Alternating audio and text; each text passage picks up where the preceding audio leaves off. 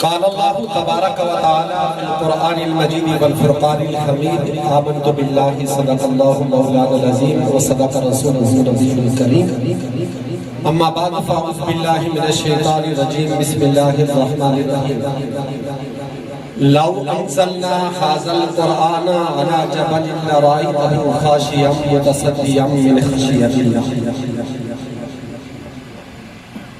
قال اللہ عز وجل ان اللہ وملائکتہ یصلون علی النبی یا ایھا الذین آمنوا صلوا علیہ وسلموا تسلیما۔ ایک مرتبہ باواز بلند اللہم صلی علی سیدنا و مولانا محمد وعلی آل محمد وبارک وسلم۔ الصلاة والسلام علیک یا سیدی یا رسول اللہ وعلی آلک و اصحابک وسلم علیک یا جد الحسن والحسین۔ حضرات محترم، وقت بھی مختصر ہے، ہمارے معزز محترم مہمان وہ بھی تشریف لانے والے ہیں، ان کی آمد سے پہلے چند لمحات میں اور آپ حاضر ہیں، دعا ہے کہ اللہ سب کی اس حاضری کو قبول فرمائے۔ اس سے قبل کہ آج کی یہ بابرکت روحانی محفل انعقاد کی غرض و غایت محترم المقام جناب حافظ محمد شکیل صاحب کے ایصال ثواب کے لیے انعقاد پذیر ہے۔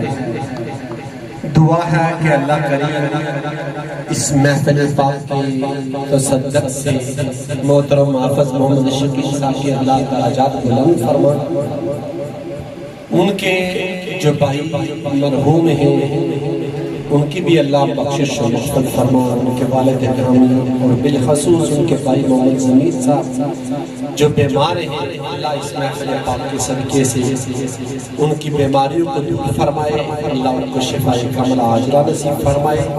محترم حافظ محمد عقیل صاحب یہ جو بڑے صدمے سے گزر رہے ہیں، اللہ تبارک و تعالی انہیں بھی صبر جمیل اور مزید صبر پر استقامت بھی اللہ ان کو عطا فرمائے۔ اللہ تبارک و تعالی ہم سب کا یہ مل بیٹھنا، محفل کا انعقاد کرنا اور اس محفل پاک کے صدقے سے اللہ اس گھر پر رحمتیں برکتیں عطا فرمائے، اور جتنے بھی دوران محفل جو سونے رضا کے لیے ذکر کیا گیا یا ذکر ہوگا، اللہ سب کو اپنی پاک بارگاہ میں قبول فرما کر بھائی ضمیر صاحب کے لیے شفا یابی، حافظ محمد عقیل صاحب کو اللہ صبر پر اجر عظیم اور ان کے جتنے بھی لواحقین ہیں اللہ سب کی بخشش و مغفرت اور اللہ ان کی بلندی درجات نصیب فرمائے۔ محترم حاضرین کرام، قرآن کریم آیہ بینات جو تلاوت کی ہے، لو انزلنا هذا القرآن على جبل لرأيته خاشعا متصدعا من خشیۃ اللہ۔ اللہ کیا فرماتا ہے کہ اگر اس قرآن کریم کا نزول اگر میں بلند و بالا پہاڑوں پر فرماتا نا تو وہ اس کی خاشیت کو برداشت نہ کر سکتے، وہ پگھل جاتے، ریزہ ریزہ ہوتا ہے۔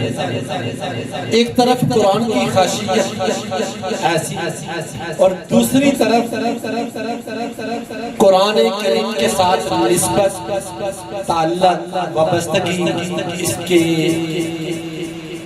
ساتھ زندگی گزارنا، اس کا مقام و مرتبہ کتنا ہے کہ جس گھر میں اللہ کا قرآن ہو، قرآن جب ہمارے گھروں میں ہوتا ہے تو قرآن کو ہم مقام کون سا دیتے ہیں؟ سب سے اونچی جگہ پر قرآن کو ہوتا ہے۔ قرآن پڑھا ہو تو ہم اس طرف تیز نہیں کرتے۔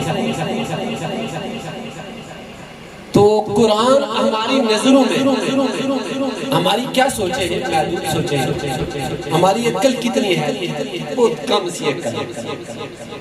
ہماری اس عقل اور اس سوچ کے مطابق قرآن ایسی لا ریب کتاب ہے کہ ہمارے دنیا میں کوئی مشکل سے مشکل فیصلہ ہو جائے نا، کوئی انسان اپنی اکڑ پر اڑ جائے، کوئی جھوٹ پر آ جائے، کسی چیز کا فیصلہ نہ ہو تو ہم کیا کہتے ہیں؟ جی قرآن اٹھا کر، یعنی کہ قرآن کی نسبت آپ کو بتا رہا ہے۔ قرآن ہماری نظر میں اس کا اتنا مقام ہے، امام الانبیاء علیہ السلام کی پاک بارگاہ میں عرض کیا گیا یا رسول اللہ صلی اللہ تعالیٰ علیہ وسلم، کوئی ایسا خوش نصیب شخص ہے کہ جو براہ راست اپنے رب سے گفتگو فرما رہا ہو، کر رہا ہو؟ اللہ کے محبوب نبی نے فرمایا کہ تم میں سے ہر شخص یہ کام کر سکتا ہے۔ اس خالق کے حقیقی کے ساتھ ہر شخص براہ راستہ رابطہ کر سکتا ہے۔ پوچھا کیا وہ کیسے؟ حکم ہوا وضو کرو، قبلہ رخ ہو کر بیٹھ جاؤ، اللہ کی کلام کی تم تلاوت کرو تو تم اللہ تبارک و تعالیٰ کے ساتھ گفتگو فرما رہے ہو۔ یہ قرآن کا اعجاز، قرآن کی شان، قرآن کی عظمت ہے۔ میں آپ کو جس بات کی طرف لانا چاہتا ہوں آپ کی توجہ، ہماری سوچ، ہماری ذہن کیا ہے کہ قرآن کا اتنا بڑا مقام ہے۔ تو جس شخص نے سردیوں کی لمبی لمبی راتیں، ٹھنڈی ٹھنڈی راتوں میں صبح 3 بجے اٹھ کر قرآن کے ساتھ محبت رکھ کر قرآن کو اپنے سینے کے اندر محفوظ کیا، سردیاں یہ جو راتیں ہیں نا، رات جس کو میری بات پر یقین نہ آئے وہ آج ہی آ کر در شریف میں جہاں ہمارے مراکز ہیں، طلباء جہاں پڑھتے ہیں، سردیوں کے 9 بجے رات کو کتنی آدھی رات ہوتی ہے۔ جس نے دیکھنا ہو آ کر دیکھ لے کہ 9 بجے بچے قرآن کریم 9:30 تک اللہ کی کلام کی تلاوت کر رہے ہوتے ہیں، صبح 4 بجے اٹھتے ہیں اور اللہ کی قرآن کے ساتھ، اس کی کلام کے ساتھ نسبت اور اس کے ساتھ وہ مصروفیات کو جاری ہو جاتے ہیں۔ جس طرح آج یہ کام جاری ہے، محترم حافظ محمد شکیل صاحب، میں جب سملہ رولی کے قریب سملہ مدرسے میں حفظ کر رہا تھا تو رولی ان کی مسجد میں یہ محترم حافظ شکیل صاحب یہ قرآن کریم حفظ فرما رہے تھے۔ طالب علم تو قرآن کی نسبت کے اعتبار سے پہلے آپ کو بتایا کہ جس قرآن کی خاصیت یہ کہ اللہ فرماتا ہے ویسے پہاڑوں پر نازل فرماتا تو پہاڑ پگھل جاتے، ریزہ ریزہ ہو جاتے۔ تو جس جگہ پر ہمارے گھر میں قرآن ہوتا ہے تو ہم اس کو بڑی ہی عزت کی نگاہ سے دیکھتے ہیں۔ تو جس سینے کے اندر اللہ کی یہ کلام الہی محفوظ ہوتی ہے، اور پھر محترم حافظ محمد شکیل صاحب ایک بہترین حافظ تھے، اچھی آواز تھی، اچھے انداز میں یہ قرآن کریم پڑھا کرتے تھے۔ اللہ تبارک و تعالیٰ کی شان دیکھیں۔ اب یہ نہ کوئی تصور کرے کہ حافظ محمد شکیل صاحب بیمار رہے، فلاں بیماری میں مبتلا رہے۔ ارے یہ بیماریاں ہر کسی کے مقدر میں کسی وقت ملتی ہے۔ بیماری تو اسی کے مقدر میں آتی ہے نا جس پر رب راضی ہوتا ہے۔ رب راضی نہ ہو تو وہ بیماری بھی انسان کو نہیں ملتی۔ یہ بیماری کیا ہے؟ اللہ کی ایک خاص نعمت ہے، اور بیماری کے ملنے پر ہوتا کیا ہے کہ اس بیماری کے برکت سے اللہ انسان کے گناہوں کو معاف فرما دیتا ہے۔ بے شمار صحابہ کرام، ایک صحابیہ جو اپنے خامد کے ساتھ، جب انہوں نے وہ اختصار کے طور پر اس طرح میں نہیں جانا چاہتا، وقت مختصر ہے، وہ انہوں نے ایک مرتبہ اپنے خامد سے یہ کہا کہ جب سے میں نے آپ کا عقد ہوا ہے میرے آپ کے ساتھ، کبھی آپ کا سر بھی درد نہیں ہوا۔ میں یوں سمجھی کہ شاید خدا آپ پر ناراض ہے۔ جب ان کے پاؤں کو چوٹ لگی نا تو سمجھ گئی کہ اللہ آپ سے راضی ہے۔ اس وقت وہ کہنے لگی کہ جب سے میرا اور آپ کا عقد کبھی آپ کے سر درد نہیں ہوا تو میں یوں سمجھی کہ شاید اللہ آپ پر ناراض ہے، اس لیے آپ کو کبھی آپ کا سر درد نہیں ہوا۔ بعض اوقات لوگ بیماریوں کو کچھ اور رخ دیتے ہیں۔ بیماری دیکھیں حدیث پاک کے اندر آتا ہے جتنا کوئی انسان دین کے ساتھ زیادہ اس کی قربت ہوتی ہے نا، نسبت ہوتی ہے، اتنی ہی مصائب انسان پر زیادہ پڑتی ہے۔ انبیاء کی زندگی کا مشاہدہ فرمائیں، سیدنا ایوب علیہ نبینا علیہ السلام اور دیگر انبیاء کی اب تاریخ پڑھیں۔ انبیاء کن مشکلات سے گزرے، وہ دور کیسا تھا، کتنی تکلیفیں ان پر آئی، کیا خدا ان پر ناراض تھا؟ اللہ نے تو ان کو پوری کائنات کے اندر اپنے مقدس بندوں، اپنے پوری مخلوق میں سے ایک اعلیٰ منصب پر ان کو فائز فرمایا۔ پھر وہ مصائب بھی آئے، بیماریاں بھی آئی، تکلیفیں بھی آئی، وہ انبیاء مشکلات سے بھی گزرے، اس دور سے بھی ان کا گزر ہوا۔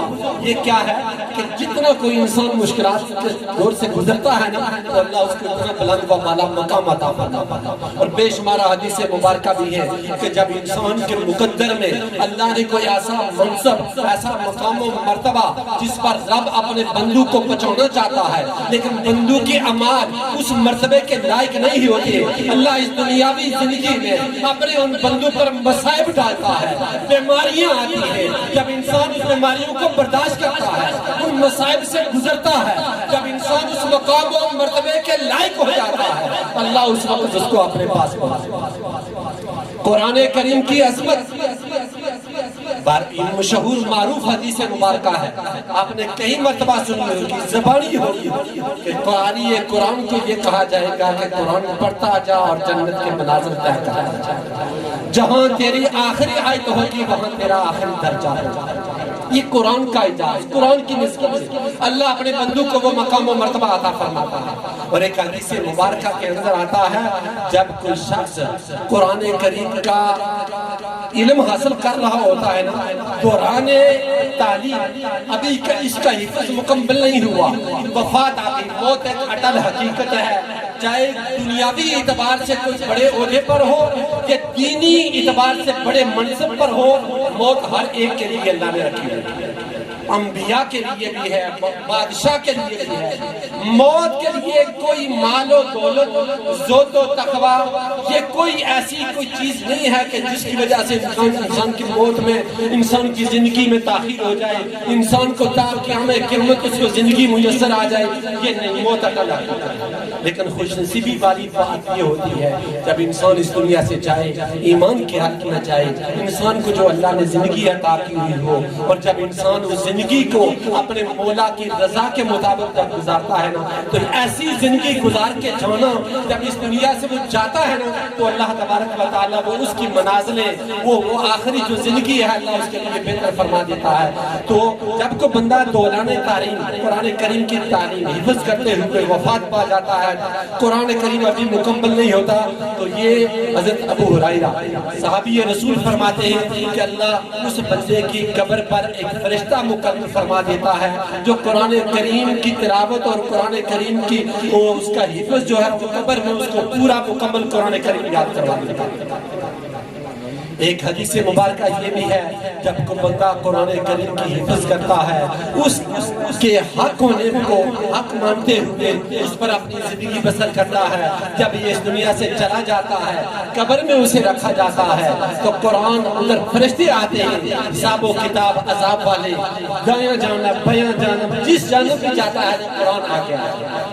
قرآن کہتا ہے پھر وہ حساب لینے والے وہ فرشتے پوچھتے ہیں تو مجھے کیوں روک رہا ہے؟ مانے نہ کہ یہ تمہارے احکامات اور اس کے مطابق اس زندگی کے اعمال نہیں تھے، لیکن قرآن کہتا ہے کیا میں اس کے سینے کے اندر نہیں تھا؟ کیا اس نے مجھے حفظ نہیں کیا تھا؟ یعنی کہ قرآن کریم ہر جگہ وہ معمول ہوتا ہے۔ اور یہ بھی فرمایا جاتا ہے بروز محشر قاری قرآن کو کہ قرآن پڑھتا جا، جنت کے منازل طے کرتا جا، اور قرآن کی برکت سے اللہ تبارک و تعالی بے شمار اور بھی حدیث مبارکہ ہے کہ قرآن کریم جو شخص پڑھتا ہے اس پر عمل کرتا ہے، زندگی بھر جو اس پر اسی کے احکامات پر عمل کرتے ہوئے یہ دنیا چھوڑ کر چلا جاتا ہے، یہ تو قرآن اس کو وہ مقام و مرتبہ ایک الگ ہے، لیکن قرآن کریم کی برکت سے اللہ اس کے والدین کے سروں پر بھی بروز محشر ایک نوری تاج پہنائے گا، عزت والا لباس ان کو عطا کیا جائے گا۔ پھر وہ شخص وہ دیکھے گا عزت والے تاج کو، لباس کو، عرض کرے گا مولا یہ مقام و مرتبہ کیسے؟ حکم ہوگا جو تو نے اپنے بیٹے کو قرآن کریم کی تعلیم دلوائی تھی، وہ تیرا بیٹا حافظ قرآن تھا، اس کی برکت سے اللہ تبارک و تعالیٰ نے تجھے یہ مقام و مرتبہ رب فرمائے گا، میں تجھے یہ اس لیے مقام و مرتبہ عطا فرمایا ہے۔ اور جو اپنے بیٹوں کو یہ تو قرآن حفظ جو ناظرہ قرآن کریم کی تعلیم دلواتا ہے نا، اللہ تبارک و تعالیٰ اس ناظرے کی برکت سے بھی اللہ اپنے بندوں کے گناہوں کو معاف فرما دیتا ہے۔ دعا ہے کہ اللہ تبارک و تعالیٰ اس محفل پاک کو قبول فرمائے، اور اس محفل پاک کی برکت سے اللہ محترم حافظ محمد شکیل صاحب کے درجات میں بلندیاں عطا فرمائے، لاحقین کو اللہ صبر اور صبر اور اجر عظیم عطا فرمائے۔ وما علینا الا البلاغ۔